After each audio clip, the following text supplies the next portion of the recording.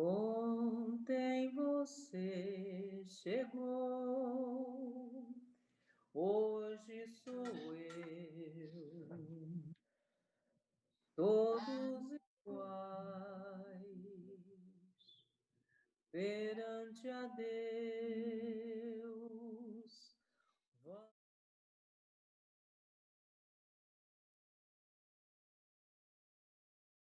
Jesus está lhe estendendo a mão para que você seja mais um cristão e um dia encontre este caminho azul que irá levá-lo à paz e à salvação. Esqueça as mágoas do seu dia a dia.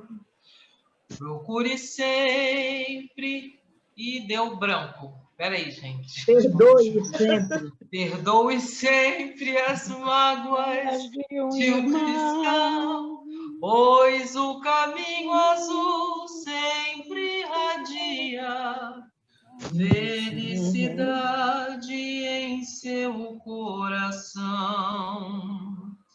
E você irá com Cristo viajar no coração do Pai Celestial. E nas galáxias sentirá o pulsar da paz. É o encontro com o amor universal. Vamos então, irmãos, fazer por merecer e seguir o que Jesus nos ensinou. E nossa alma irá se elevar, irá crescer, quando amarmos como Ele nos amou. Caminho azul, por entre estrelas, viagem sideral. Caminho azul é o encontro com o amor universal. É o encontro com o amor universal.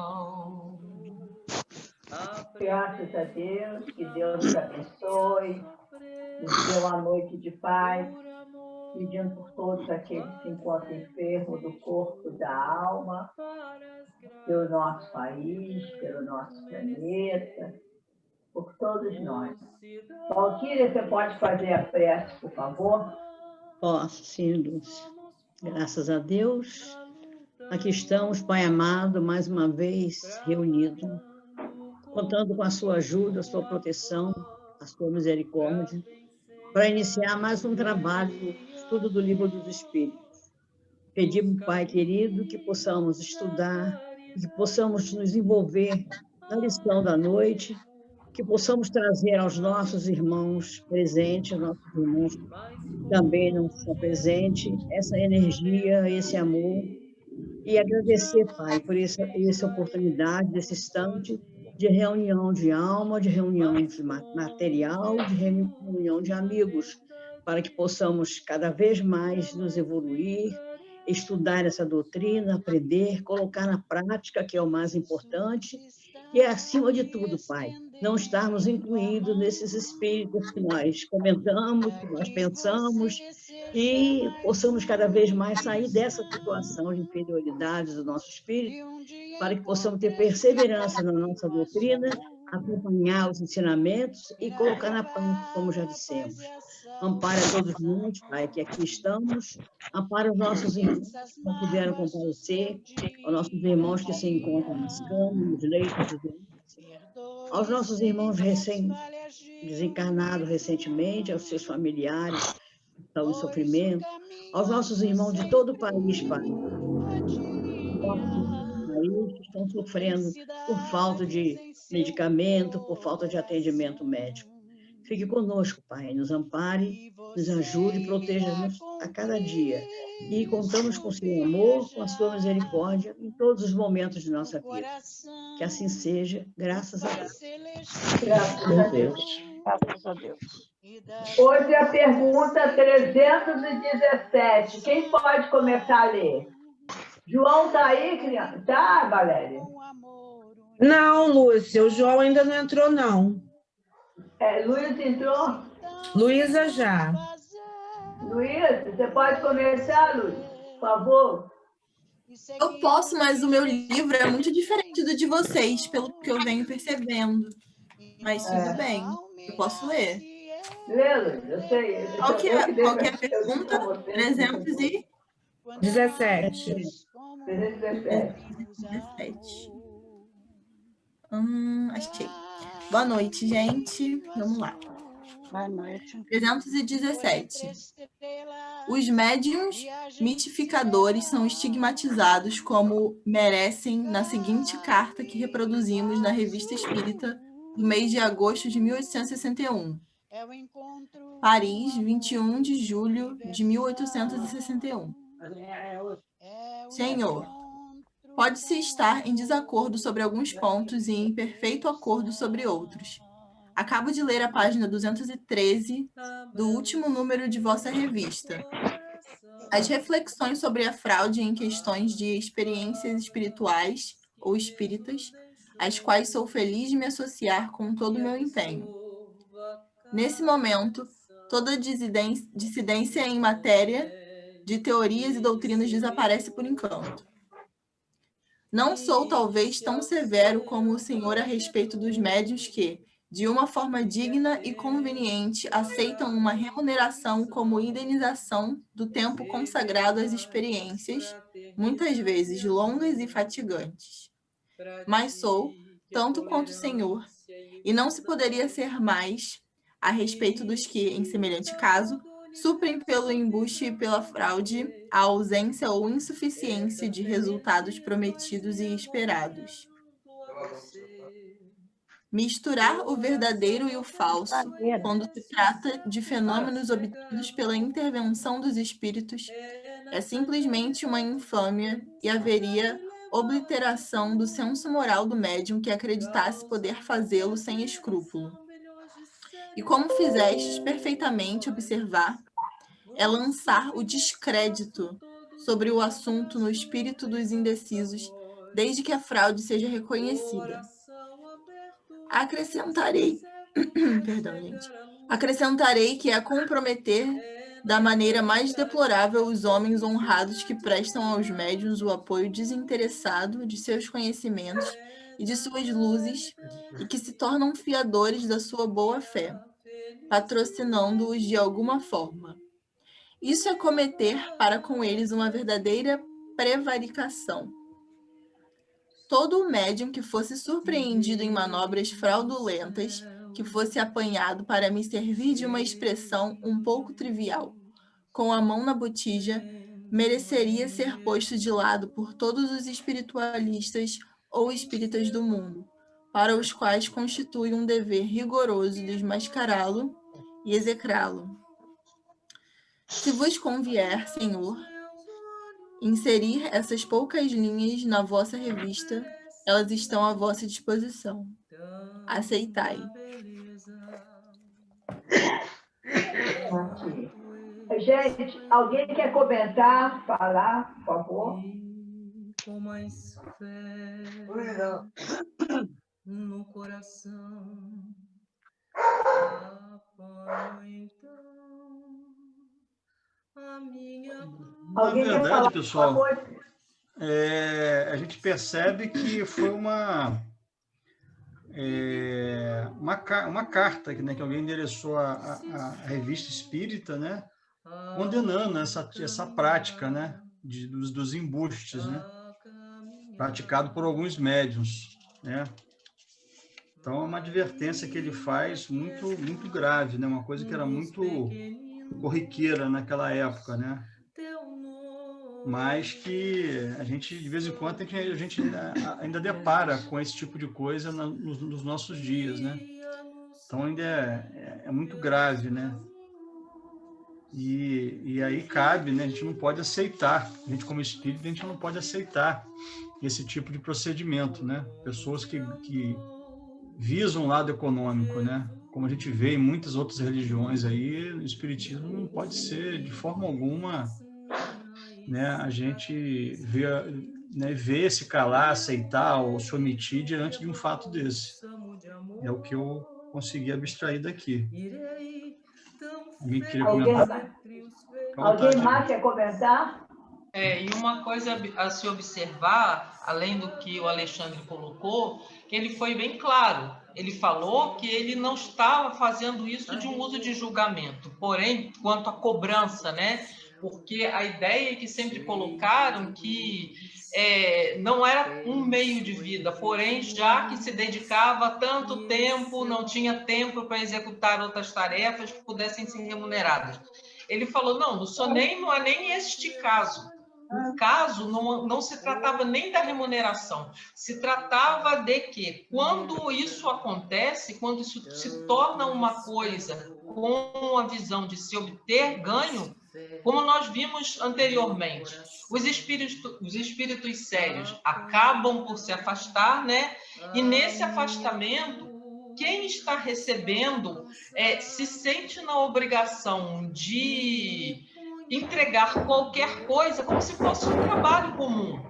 Àquela pergunta, ele teria que dar qualquer resposta, já que ele está recebendo para.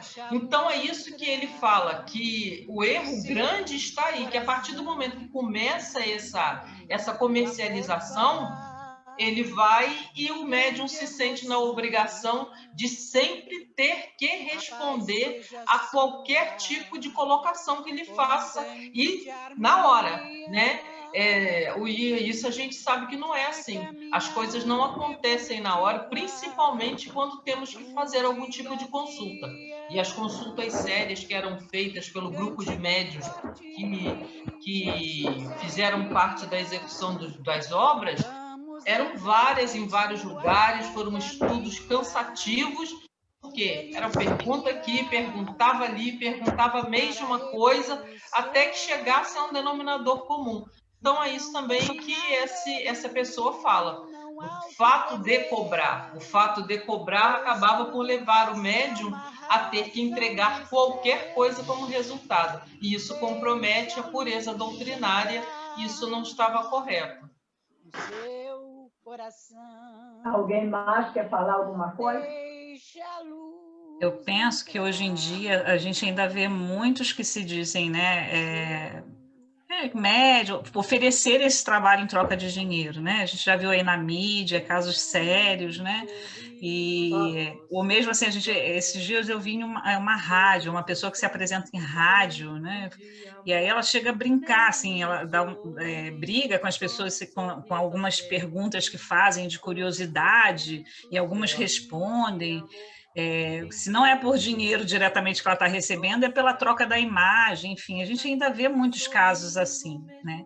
E eu penso que colocou dinheiro, né? A questão financeira por troca de uma ajuda, aquela pessoa que está, né, precisando, sempre chega para a gente, né? Pergunta assim, né? A gente acabou de perder um vizinho. A primeira pergunta que a viúva fez foi: vocês conseguem me dizer como ele está?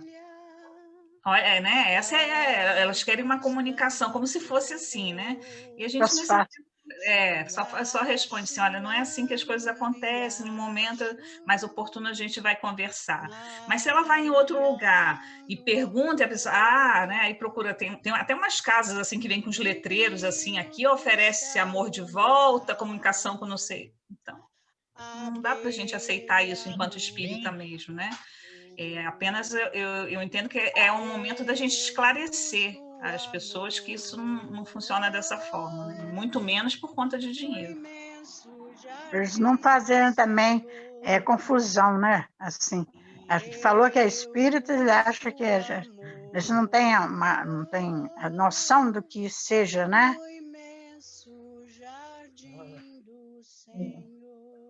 Alguém mais vai falar? Se alguém não quiser falar, Luiz está aí, ou Valéria? Não, Lúcia, o Luiz não entrou hoje, não. Ô, Lúcia, eu pedi para não ler, mas a Alexandre falou que você está se sentindo bem para ler. Eu que não prefiro não forçar a vista por conta da dor de cabeça, mas ele vai ler aqui, tá bom? Tá bom. Vamos lá, então, 318. A imitação de todos os fenômenos espíritas não é igualmente fácil. Alguns há que, evidentemente, desafiam a habilidade da prestidigitação, tais, notadamente, o movimento dos objetos sem contato, a suspensão dos corpos pesados no ar, as pancadas de diferentes lados, as aparições, etc., salvo o emprego das tramóias e do compadrio.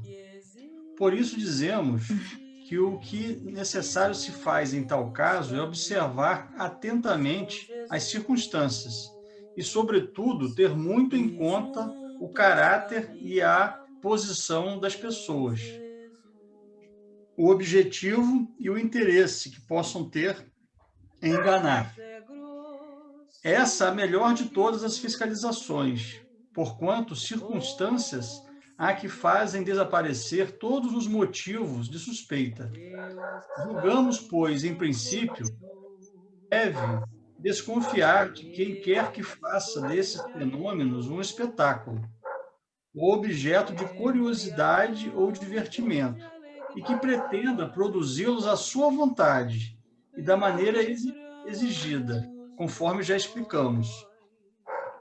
Nunca será demais repetir que as inteligências ocultas que se nos manifestam têm suas suscetibilidades e fazem questão de nos provar que também gozam de livre-arbítrio e não se submetem aos nossos caprichos. Será suficiente assinalemos alguns subterfúgios que costumam empregar-se, ou que o podem, em certos casos, para premunirmos contra a fraude, as observações de boa-fé. Quanto aos que se obstinam em julgar, sem aprofundarem as coisas, fora tempo perdido, procurar desiludi-los. Então, é mais uma advertência, né, que se tem aqui. Muito importante. Movimentação dos objetos, né? Principalmente essa parte desses efeitos físicos, né?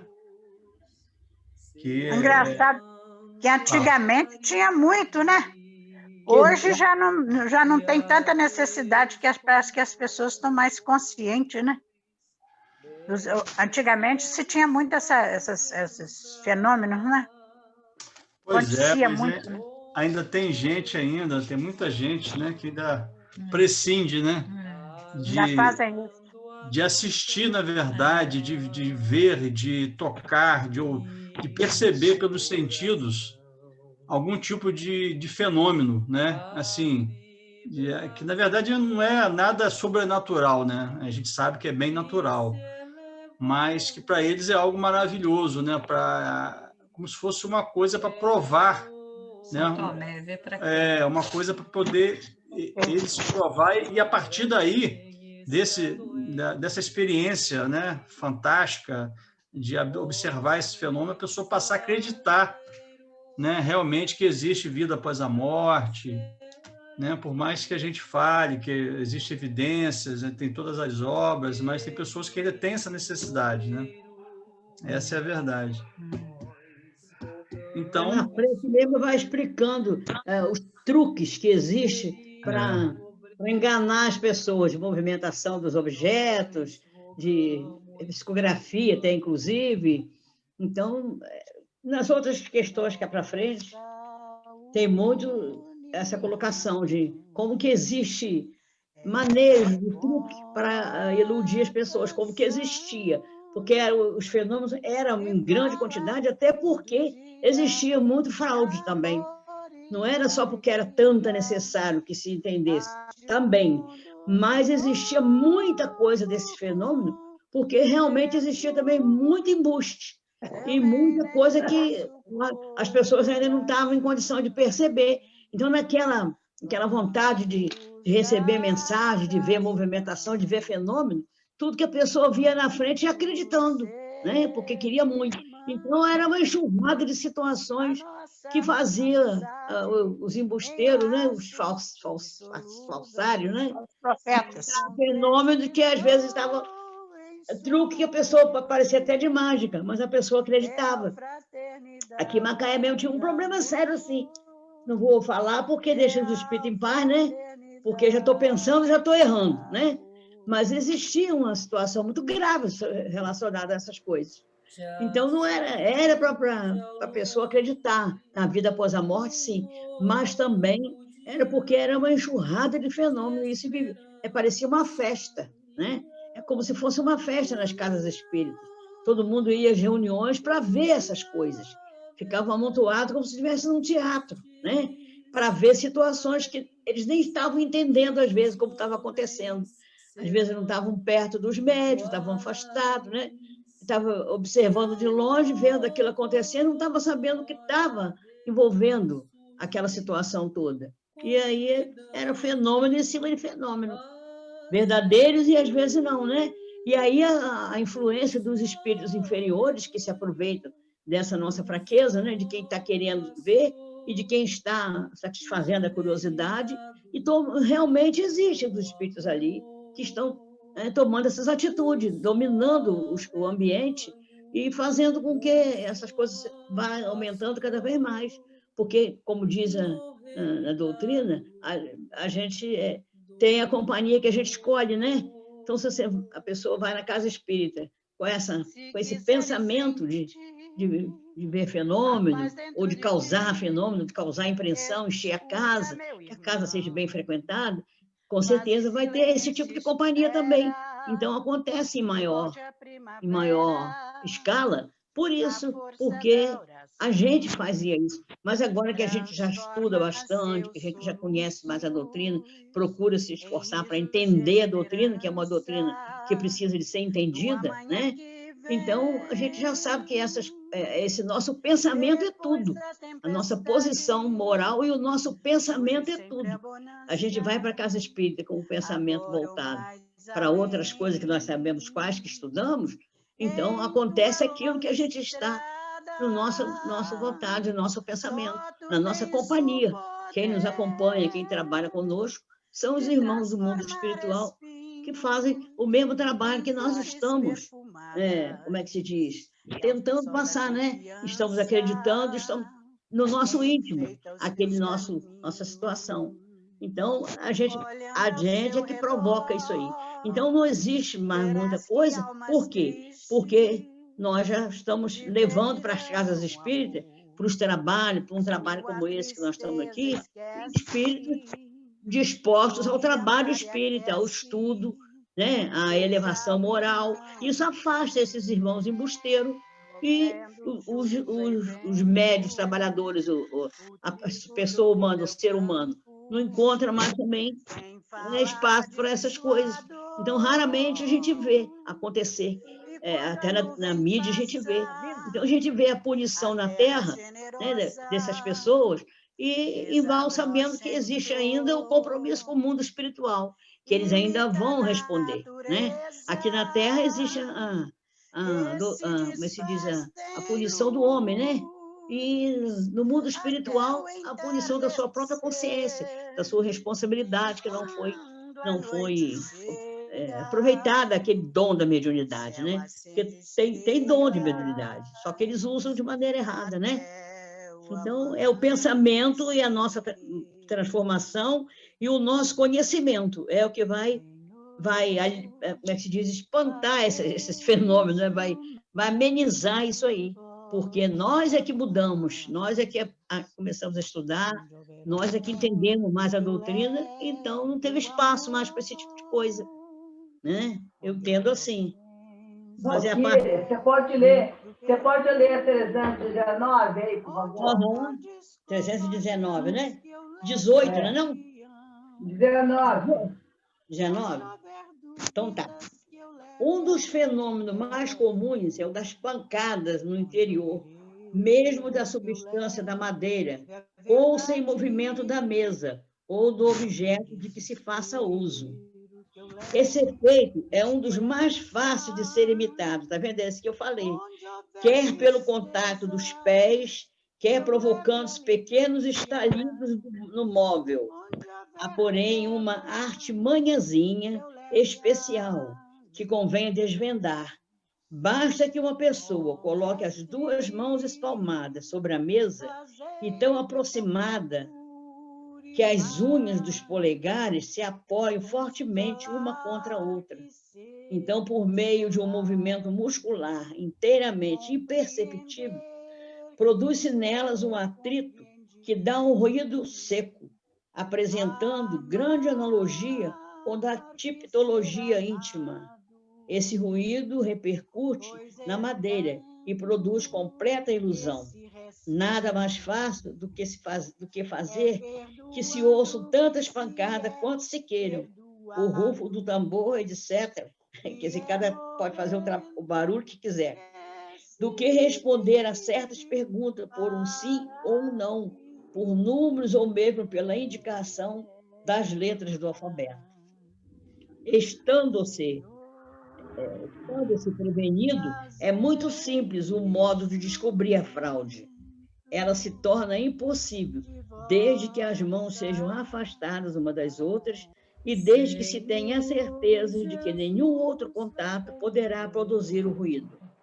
Além disso, as pancadas reais apresentam esta característica: mudam de lugar e de timbre à vontade, o que não pode dar-se quando devidas à causa que assimilamos ou a qualquer outra análoga. Assim é que deixam a mesa para se fazerem ouvir noutro móvel qualquer, com o qual ninguém se acha em contato, nas paredes do forro, etc., e responde às questões não previstas. Isso, né, pode se olhar na questão 41, né? Então, é uma maneira de se descobrir, né? Quando, para provar isso aí, seria o quê? Seria que esses movimentos acontecessem também em outros lugares, onde os truques seriam possíveis de se perceber. Aí se encontraria realmente as fraudes. Mas ali na mesa onde estava uma porção de gente e com esse pensamento, né, usa esses artimanhas, esses truques, para iludir pessoas, encher as casas, né, e todo mundo acreditar, e procurar ajuda, né, procurar comunicação com seus parentes, né, pergunta, está aí meu pai, está aí minha mãe, aí dá não sei quantas pancadas na mesa. Então, isso não existe mais, porque não se vai mais à casa espírita com esses objetivos. E alguém que chegue na casa e nos procure com esses objetivos, nós já vamos logo tentando de uma maneira, não sei quem foi que falou, se foi Cláudia, sem atrito, ou foi Valéria, né? Sem discussão, né? Sem esclarecer a pessoa, tentar esclarecer, que inclusive isso é a maneira do espírita fazer a propagação da doutrina, né? Não é subir no banquinho e começar a falar de Kardec e começar do Livro dos Espíritos.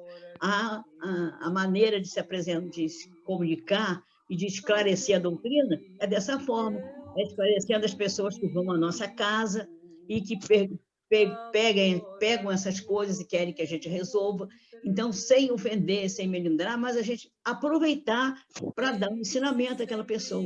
E através do nosso exemplo, né? Porque ninguém vem perguntar a nenhum de nós se a gente pode sentar ali para fazer bater a mesa para eles responder. Porque sabe que nós estamos numa doutrina que não está nos esclarecendo, estudando. Nós não somos esse tipo de médium, de pessoas assim. Então, eles nem procuram, né? Porque sabe, dependendo da casa, dependendo das pessoas que estão ali, do conhecimento, eles sabem que ali é uma casa séria, né? E nem vai nenhum espírito embusteiro para fazer essas demonstrações, porque não encontra espaço na casa, não encontra espaço nos médios, nós vamos para outro pensamento. É como diz um ditado popular, a assombração sabe para quem aparece, né? Então, vai tudo depender da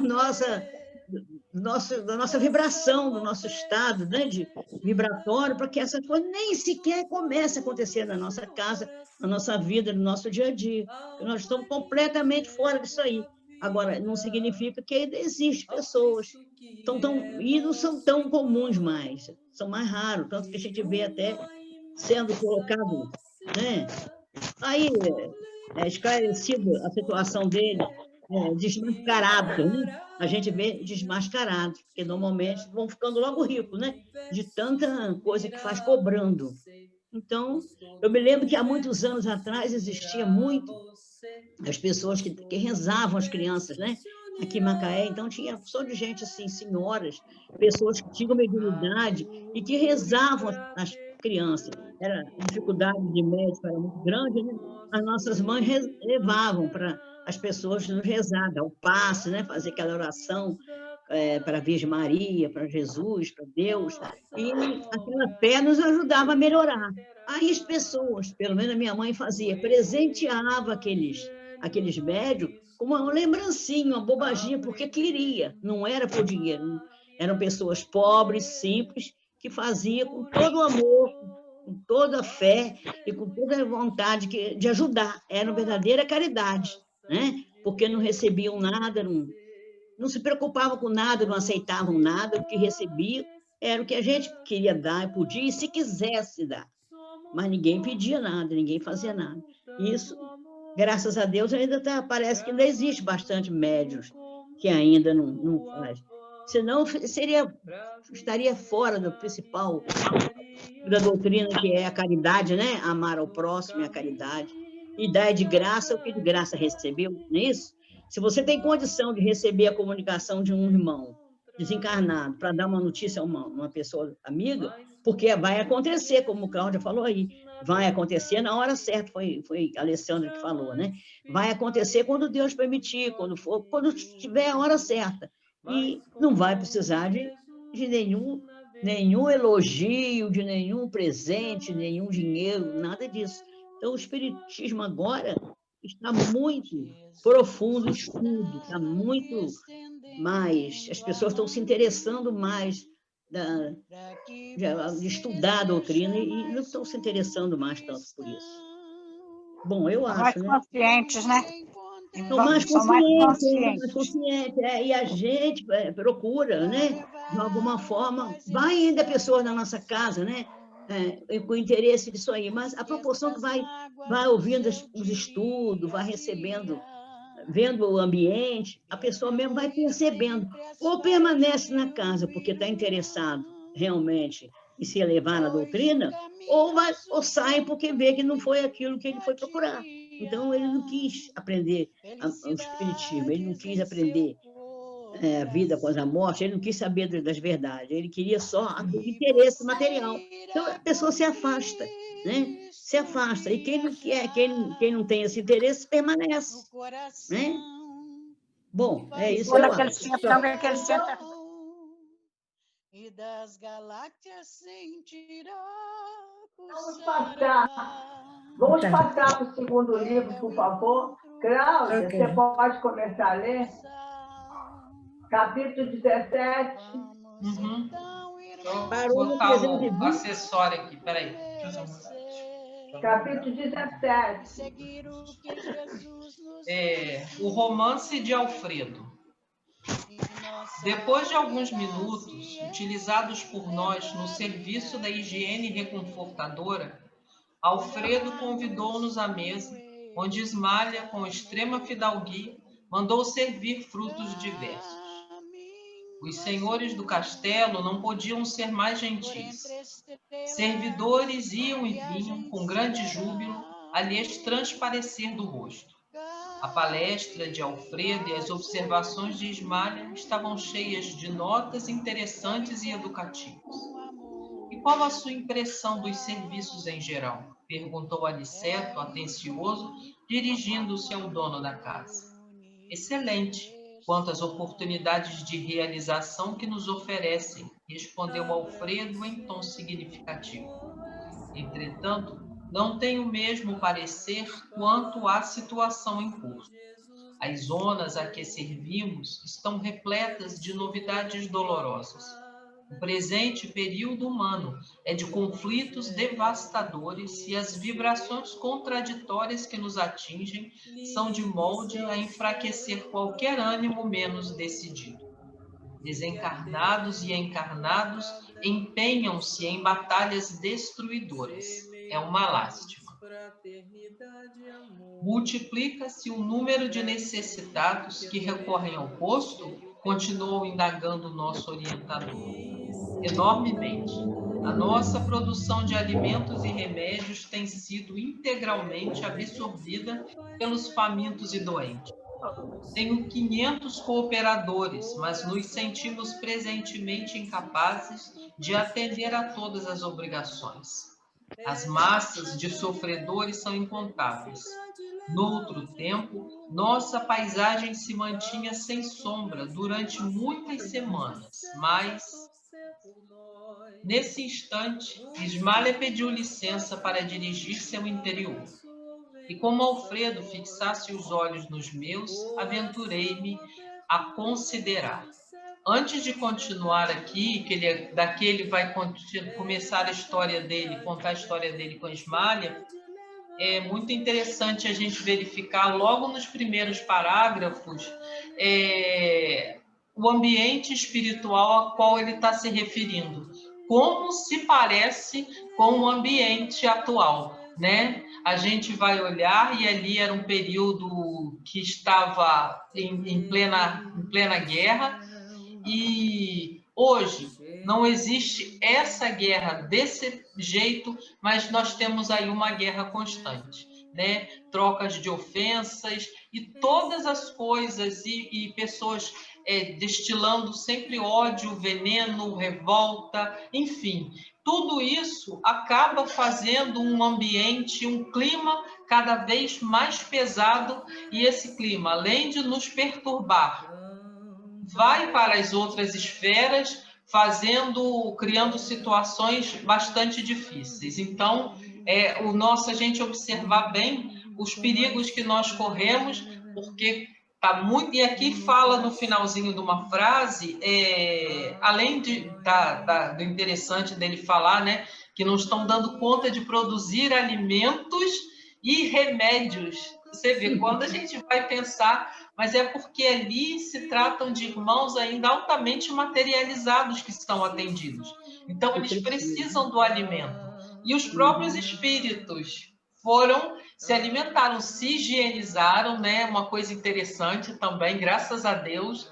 Eu adoro tomar banho, então eu já sei que vai continuar a higiene.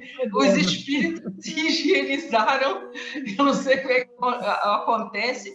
E uma coisa que eu estava rindo com ele aqui, e a irmã esses dias, é quanto a alimentação deles, no caso, é baseada em frutas, em sucos, né? E muitas perguntas que não querem calar, porque a gente, às vezes, utiliza uma alimentação mais pesada e fica na dúvida, né, meu filho? Como é que vai ser? Vamos esperar para ver, porque tem muita coisa que não pode, a gente vê que não pode fugir daquilo que nós somos aqui, né? Cada um vai ter, eu acredito que de acordo, pelo menos uma proporção considerada com aquilo que a gente está habituado. Não pode haver essa discrepância, né? É óbvio que não vai haver matança de animal para satisfazer a vontade da carne, porque ali estamos num plano que não tem isso, mas existem maneiras de se alimentar porque as pessoas desencarnam e ainda sentem fome, né? A preocupação de muita gente é essa, ficar com fome lá no plano espiritual. Mas e outra coisa aqui, as batalhas entre desencarnados, essas são as batalhas mentais, entre desencarnados e encarnados. Cláudia, como eu adoro uma curiosidade científica. Será que, Valéria, será que já está na hora de eu desencarnar, minha filha? Eu estou comendo tão pouco. Não estou comendo nada, Maria. Nem não estou comendo nada, menina. Então, com certeza, eu estou preparando para tomar suco e comer caldo lá em cima. Mas assim, tudo bem, eu sei que essa parte é mais curiosidade científica minha mesmo e que não é tão importante para o estudo da doutrina. Mas será que não seria coisa plasmada, né? Porque é tudo energia. Embora seja um corpo grosseiro, o espírito desencarnado saindo da Terra, o espírito grosseiro que ainda tem a fome, provavelmente deve ser plasmada alguma substância que pareça fruto e coisa que é absorvido pelo organismo, dá a sensação de satisfazer, não tendo necessidades do número 1, número 2. E, né, talvez fosse isso. Quer dizer, eu não sei, de repente eu viajo Tem na um minha livro, cabeça. tem um livro que eu li, acho que foi um dos primeiros livros espíritas que eu li. Acho que foi minha avó que me deu, Violetas na Janela, acho que é isso. E tem uma parte que fala exatamente sobre isso. A menina tinha desencarnado, ela estava sentindo muita, muita fome e tinha uma substância desse tipo, era como se fosse uma sopa. Agora eu não lembro, gente, faz realmente muito tempo que eu li, mas eu lembro disso. Comentando isso, eu vou até pesquisar. Mas é, de fato, né, uma questão mais da ascensão para o espírito, porque, né, não tem essa necessidade mais. Não tem empregado, não tem restaurante, não tem nada. Não, e assim, lá nós aqui, pela necessidade física mesmo, da manutenção de sais minerais, vitaminas e etc, etc, existe essa diferença, Valéria, com certeza.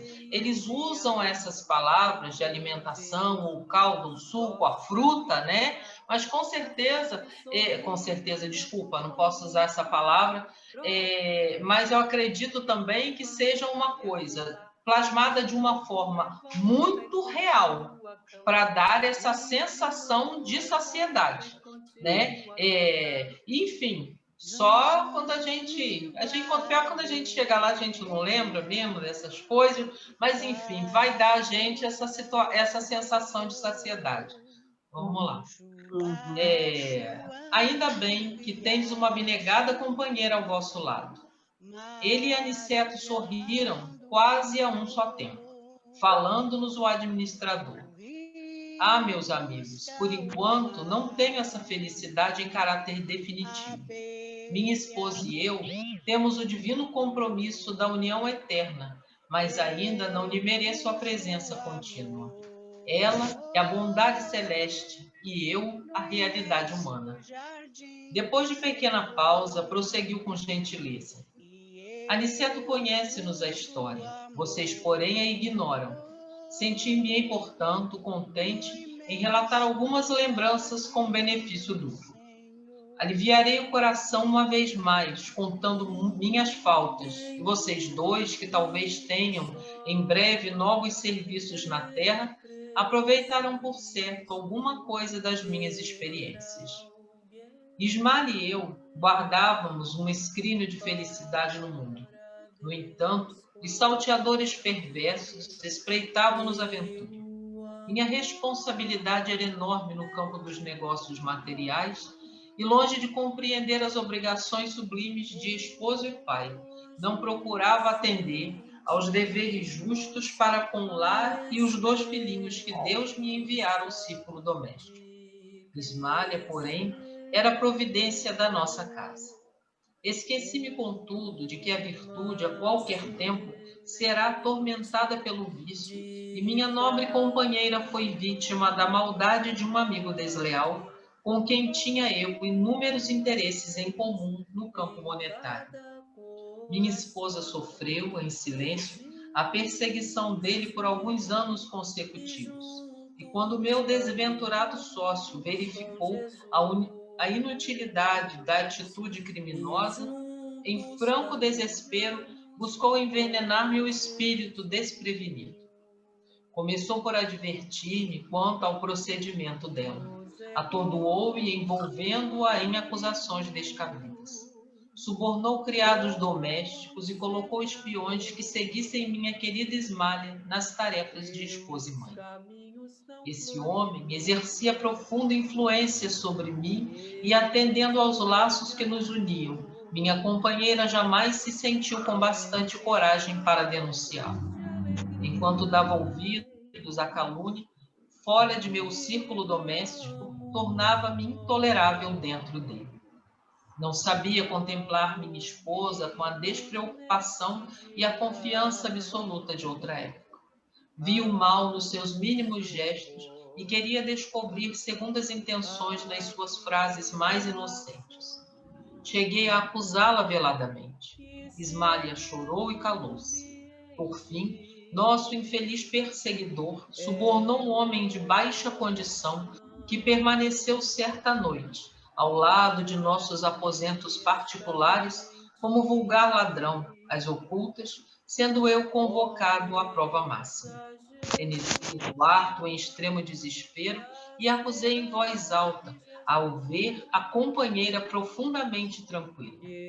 Ismália levantou-se, receosa da minha saúde mental, mas não lhe atendi os rogos, procurando, como louco, o conspurcador da minha honra. Abri violentamente grande armário antigo, vasculhando o quarto. Nesse instante, o vulto de um homem esgueirou-se na sombra do aposento próximo e, antes que eu pudesse agarrá-lo no meu ódio infrene, saltou a janela, alcançando o pomar de nossa casa. Corri desesperado, detonando balas a esmo, mas nada consegui. Regressei ao quarto e, para cúmulo da calúnia odiosa, o desconhecido deixara, atrás de si, um chapéu novo, rigorosamente moderno, para que se acentuassem meus sentimentos terríveis.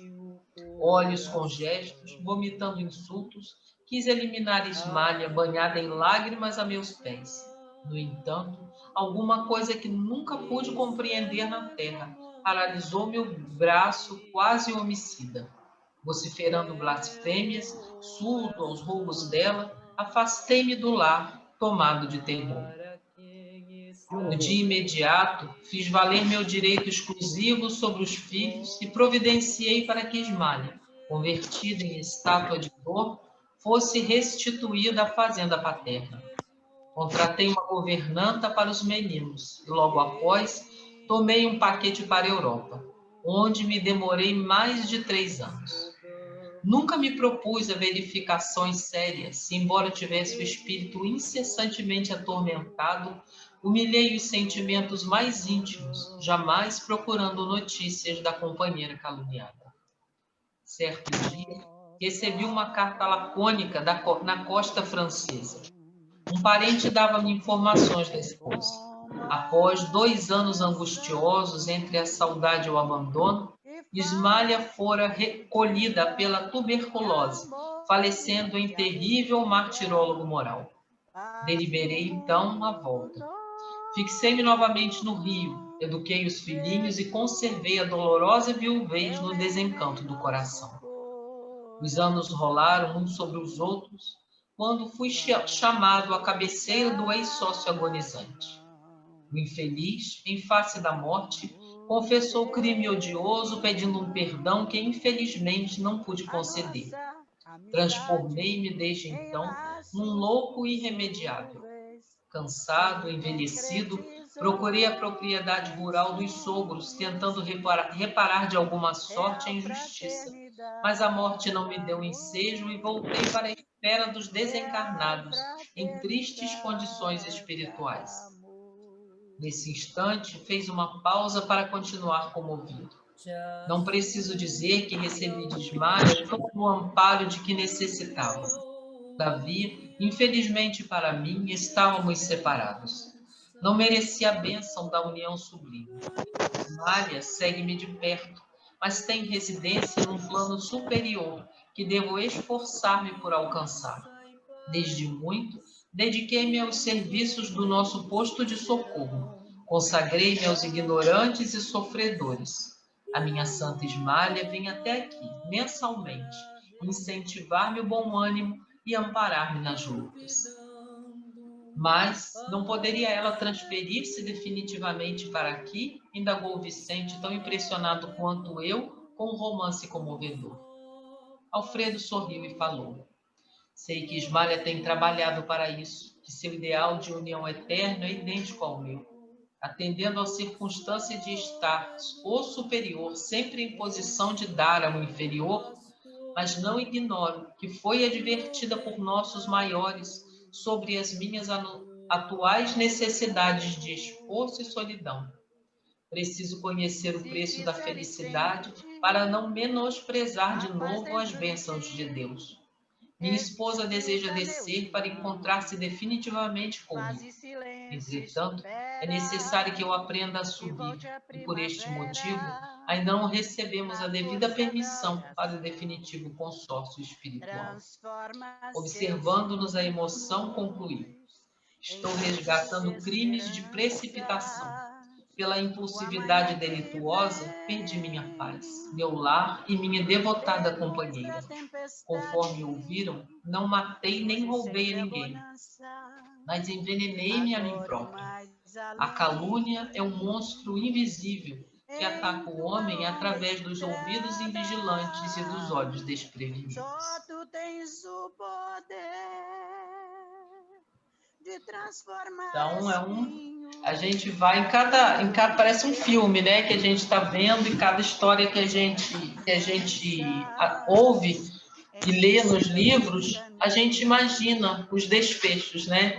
Então, ela, por não ter revidado e ter seguido, ela subiu, ela alçou outras esferas, ela conseguiu a paz que ela era merecida, porque ela nunca havia feito nada.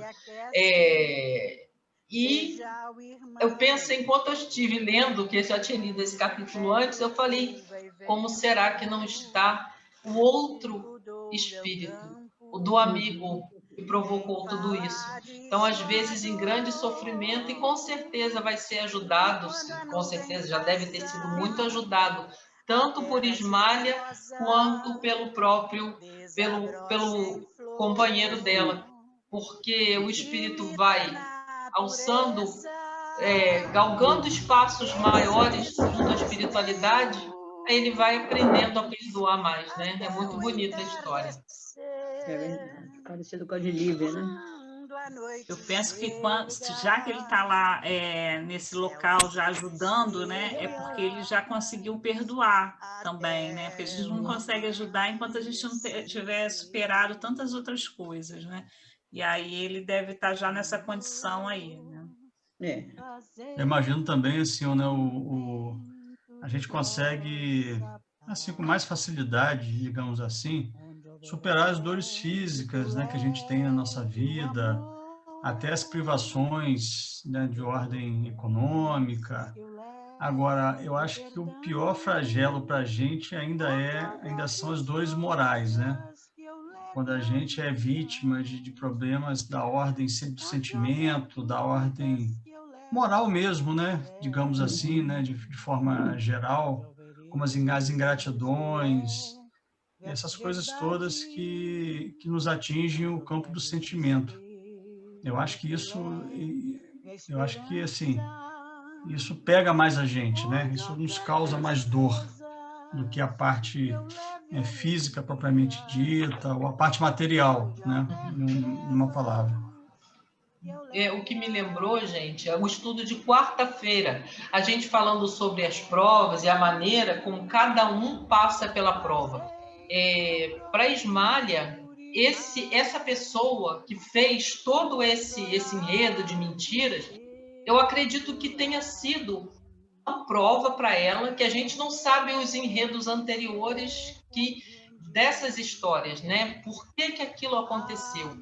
Então, de repente, para Ismália, durante aquela vida ali, ela foi posta à prova dessa interferência dessa pessoa, dessa sedução dessa pessoa. De repente, ela foi ver o que ela conseguiria e ela teve a felicidade de ter naquela vida galgado um espaço espiritual melhor e não ter cedido a pessoa, né? E nem tampouco respondido mal com o mal, né? E ainda mais na época, era muito mais difícil. Então, foi uma prova moral muito grande que ela teve que enfrentar e venceu. Agora, quanto ao companheiro, foi posto à prova também, em acreditar na esposa, em dedicar-se um pouco mais, como você falou, Alexandre. Muitas vezes a questão material vem de uma forma e as pessoas... Ele tinha uma família, como falou, ele tinha uma boa esposa, né? Eles vieram uma boa esposa, os filhos, um lar que poderia ter sido feliz. Mas ele deixou-se absorver tanto pela vida material, pelo ganhar material, que ele se afastou e não enxergou na esposa a pessoa dedicada que ela era. Então ele sucumbiu. E agora ele vai ter que amargar, quer dizer, teve, a gente não sabe hoje quanto tempo já tem, 50 anos, que isso já passou mais, né? 50 não, gente. Nossa, eu estou perdida. Tem mais de 70 anos essa história. Então, de repente, mais para frente, eles vão programar ainda um outro retorno, recolhendo, às vezes, recolhe esse espírito como um filho ou como uma pessoa próxima para que esse perdão e essa prova final se dê. É tudo muito interessante, essa trama que a gente vê. Então, cada problema que a gente vê, ele tem uma trama, e as dores morais são deste século, são desse tempo. A gente enfrenta outras dores, mas a prova de fogo são as dores morais. É essa aí que a gente cai. Ainda derrubam a gente de forma bastante grande. Eu estou lendo um livro, né, que fala do Sermão dos Montes, né? Esqueci o nome, Sermão da Montanha, que eu esqueci agora o nome do autor, mas é bem interessante. E aí ele começa a falar do primeiro, né? Bem-aventurados os que são humildes, né? E falando que essa é a primeira virtude, né? Que a partir dessa primeira virtude, todas as outras vão se encadear, né? E o segundo cai bem no que a Ismália, né? A prova que ela conseguiu superar. Bem-aventurados serão os mansos, né? Fala da mansitude, né? E aí ela fala resignação e resiliência. E foi isso foi essa prova exatamente que ela passou, né? Nesse momento, ela foi resiliente, ela soube passar por aquilo. Fala da resignação, né? Aquela capacidade de você ter paciência para passar por aquilo, né? Sair mais forte daquilo. Ela não conseguiu, na verdade, por tristeza, né? Ela acabou desencarnando pela tristeza, né? Ela não conseguiu superar isso. Essa foi a questão dela, mas ela foi mansa o suficiente para aguentar essa prova dela, né? Ela venceu isso. É uma prova difícil, porque a injúria é a mentira, né? E é uma prova difícil, você ser acusada falsamente de uma coisa e isso aí realmente derruba. E foi, ainda mais a fragilidade do espírito que já está evoluindo, ele acha que ele se torna mais frágil ainda emocionalmente falando, né? Tem essa grandeza, a incapacidade dele fazer aquilo com o outro, ele se fragiliza naquela dor de saber que ele foi desacreditado. Os 3 crimes contra a honra, né? Injúria, calúnia e difamação. Exatamente. Difícil. Isso se fazia muito. Isso a gente, em vários romances que a gente lê, né? Essas questões existem muitos livros, muitos romances que as pessoas caem justamente por conta disso. No Missionários da Luz a gente vai ver histórias assim também. Só que aí já vão apresentar o desfecho, porque são espíritos mais medianos. Então, o desfecho são encarnações futuras e quais são os problemas que vão acontecer. A reencarnação de Segismundo conta uma história de uma trama, né? Só que esse é uma trama e é muito boa também.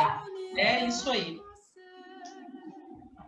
Gente, então vamos agradecer a Deus por mais um estudo, pedir por todos nós. Dona Maria, só pode fazer a prece final, por favor?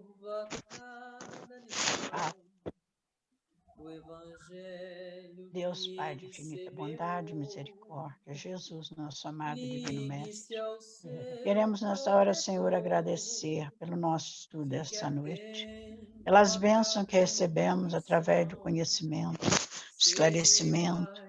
E nesse instante, Senhor, estamos aqui reunidos, pedindo a Jesus, amado, que as tuas bênçãos se façam presente em todos os lugares onde haja sofrimento, dor, desespero, possa levar os teus bálsamos, Senhor, para aliviar, para dar força, coragem, esperança, fé, para que todos se unam no amor, na paz, nesta luz que ilumina todos nós cada dia que nasce, cada noite que chega, e que a tua presença é constante, Senhor, em nossos corações. E por isso nós só temos a agradecer pelo muito que nós recebemos, Senhor. E que tudo seja feito conforme a vossa vontade, Pai. Estamos aqui para cumprir com os nossos deveres e as nossas obrigações. E nos ajude, Senhor, a ter paciência, compreensão, entendimento, para que possamos viver mais em paz e feliz, Senhor. E assim, muito obrigada por tudo e abençoe a todos do Divino Espírito Santo, encarnados e desencarnados. Todos sejam envolvidos nessas vibrações da noite de hoje. Muita paz no coração, muita luz e muito amor para a gente vencer um dia de cada vez. Assim seja. Assim seja.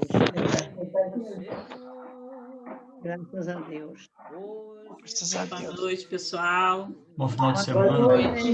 Melhoras para vocês, gente. Melhoras. Bom que Estão esse caminhando. Caminhando, a passos largos aí, graças a Deus. esse- Graças Graças a Deus. às orações de vocês, Toma as isso. boas vibrações. passem rápido. Alessandra, eu Oi, passo Lúcia. no Lar de Maria, olho no buraquinho do portão para ver se o carro de vocês estão lá.